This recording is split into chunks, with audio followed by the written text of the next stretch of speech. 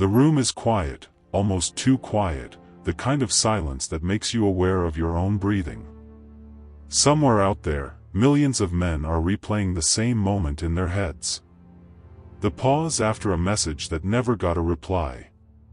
The smile that faded just a little too quickly. The connection that felt real, until it wasn't. And most of them are asking the same question, even if they don't say it out loud. What did I do wrong? Tonight, we're not going to give you dating tips or clever lines or surface-level advice.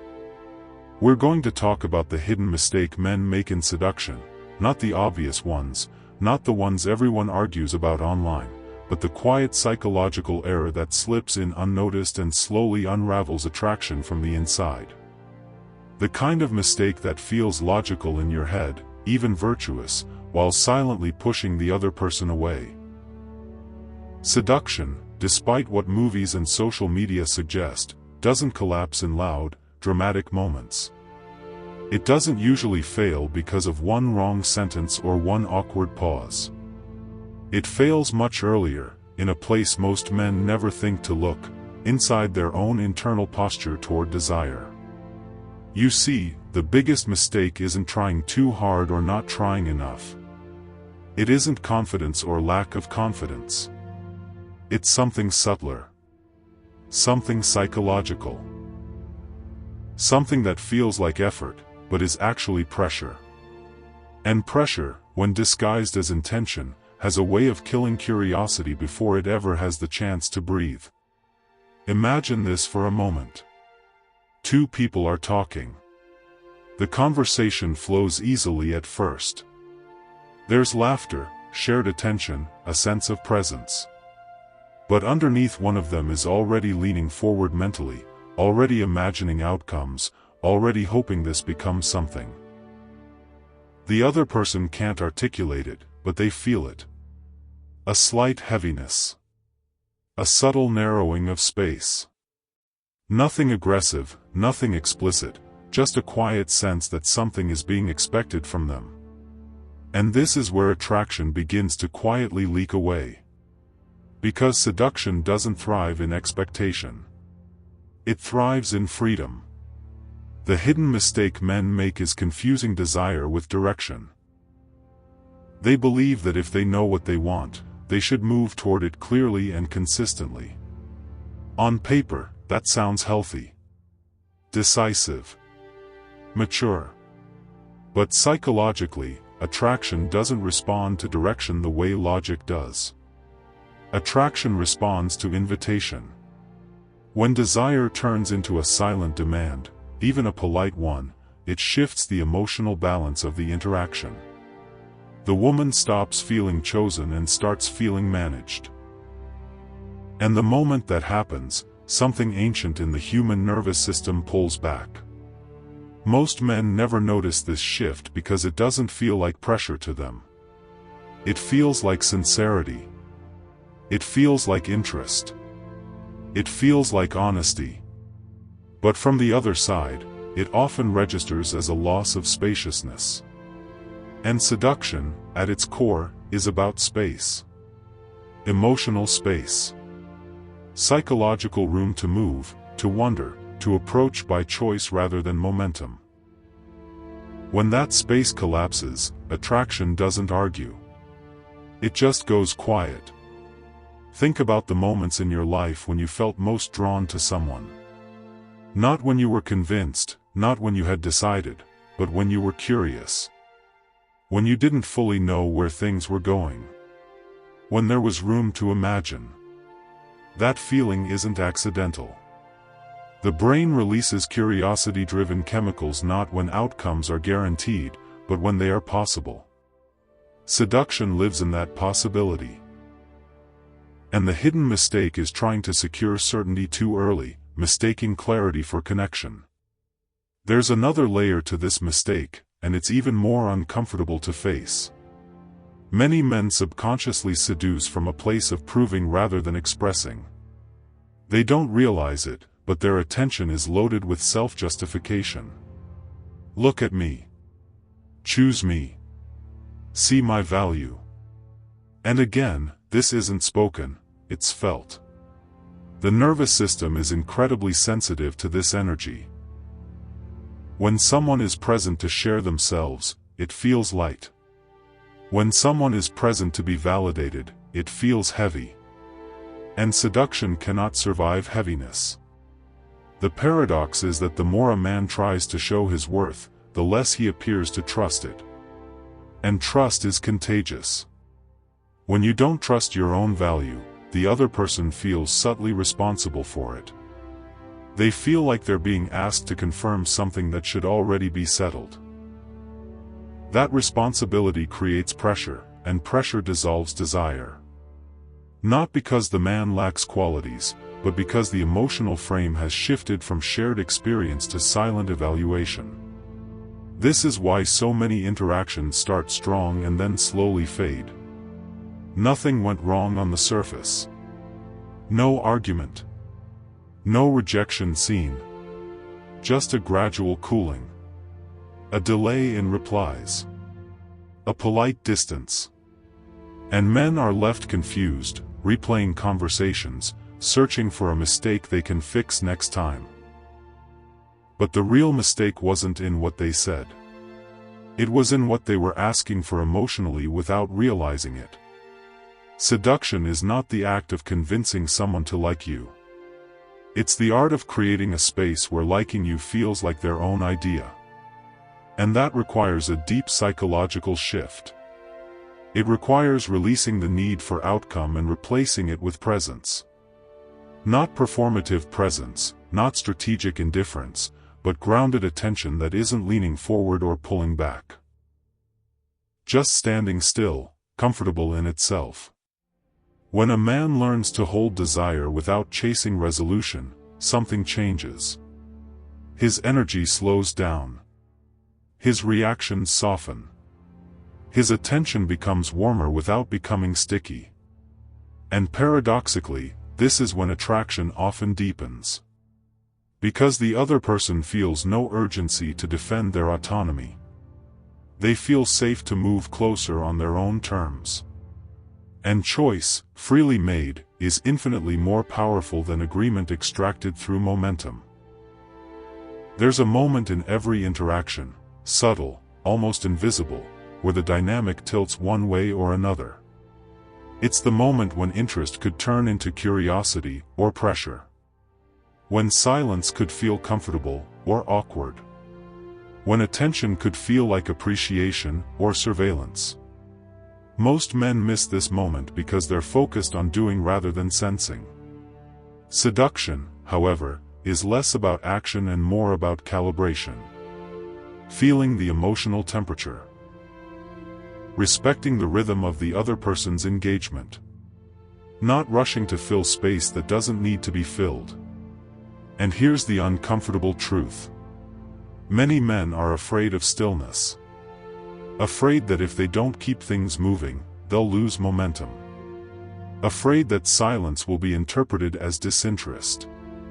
But often, it's the opposite. Silence, when held confidently, creates depth. It signals that you're not scrambling for connection, that you're grounded enough to let things unfold.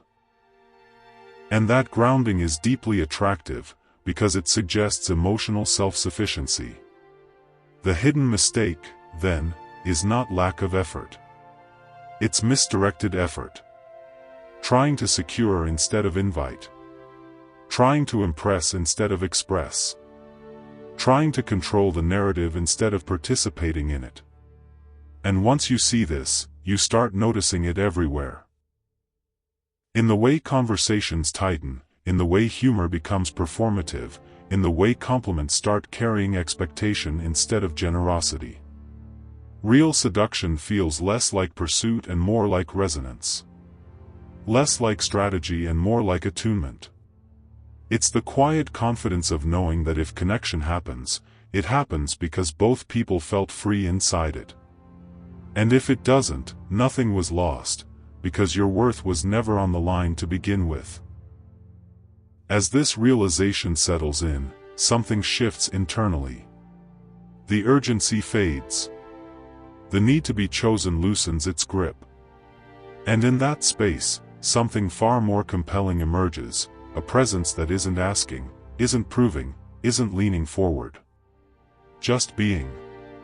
And being, when it's authentic and unburdened, is magnetic in ways effort never will be.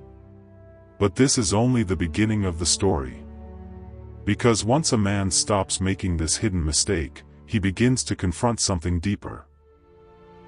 Not about women, not about dating, but about his relationship with desire itself.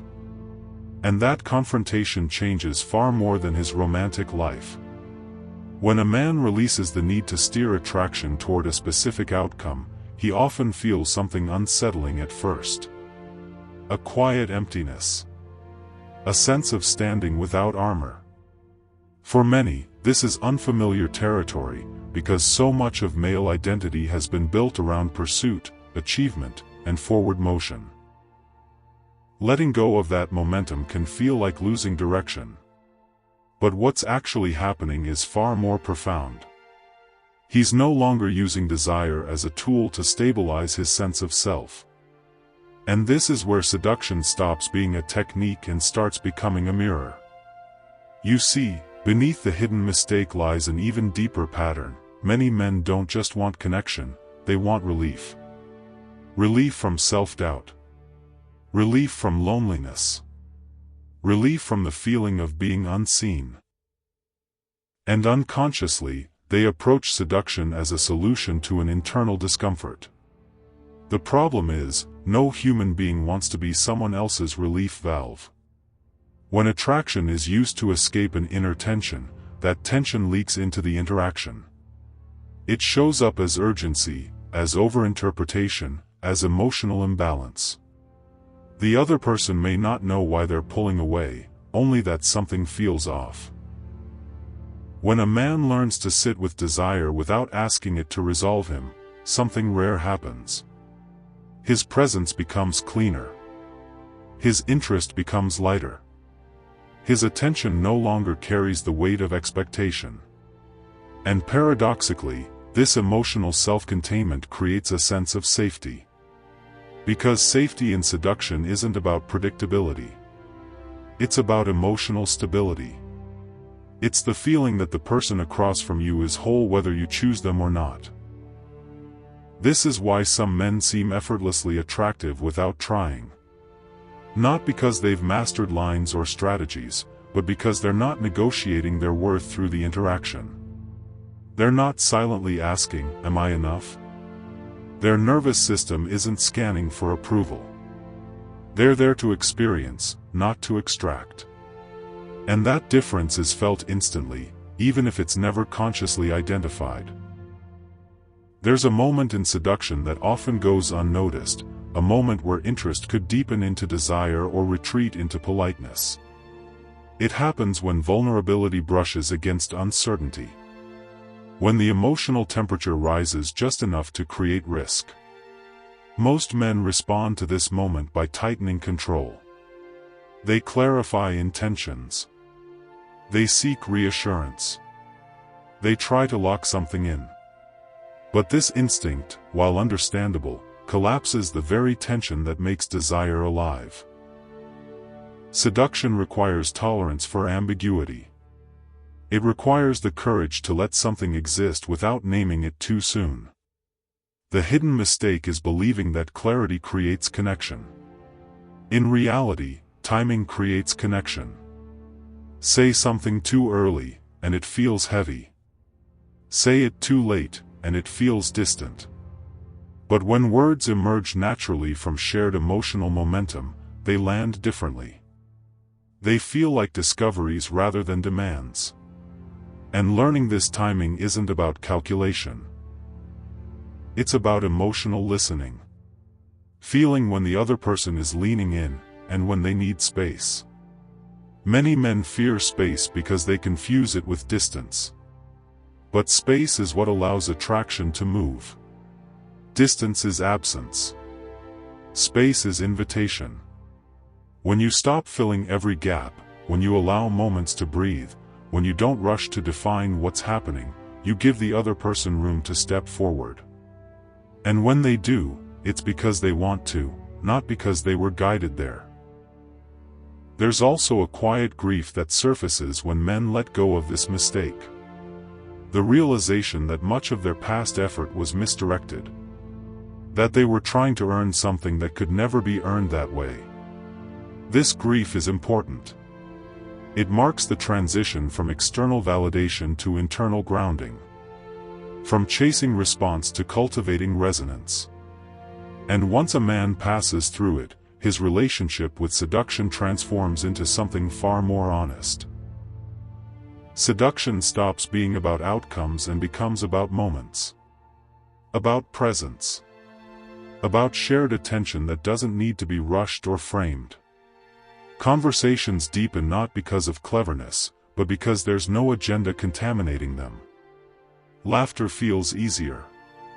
Silence feels safer. And attraction, when it appears, feels mutual rather than negotiated.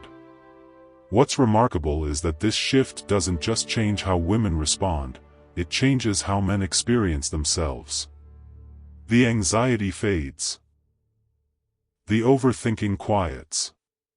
The constant self-monitoring dissolves. In its place emerges a grounded confidence that isn't performative. A calmness that doesn't need to prove anything. And this inner alignment becomes visible. Not through posture or tone, but through emotional steadiness. At this point, seduction becomes less about doing and more about allowing. Allowing curiosity. Allowing connection. Allowing disconnection without collapse. And this is where true freedom lies. Because the man who is no longer trying to win is the man who finally becomes attractive, not as a tactic, but as a consequence of being at ease with himself. The irony is sharp and beautiful. The moment you stop trying to be chosen is often the moment you are. Not because you've perfected a method, but because you've removed the psychological friction that was blocking desire. You're no longer pushing or pulling. You're simply present. And presence, when it's unburdened, is one of the rarest energies in a distracted world. And yet, this understanding doesn't end the journey. It opens a deeper one. Because once a man stops making this hidden mistake, he begins to see how many areas of his life were shaped by the same pattern, trying to secure outcomes instead of trusting process, trying to control perception instead of cultivating substance. Seduction becomes the doorway to a broader psychological awakening. And that awakening asks a final, unsettling question. If you no longer need attraction to confirm your worth, who do you become when no one is watching?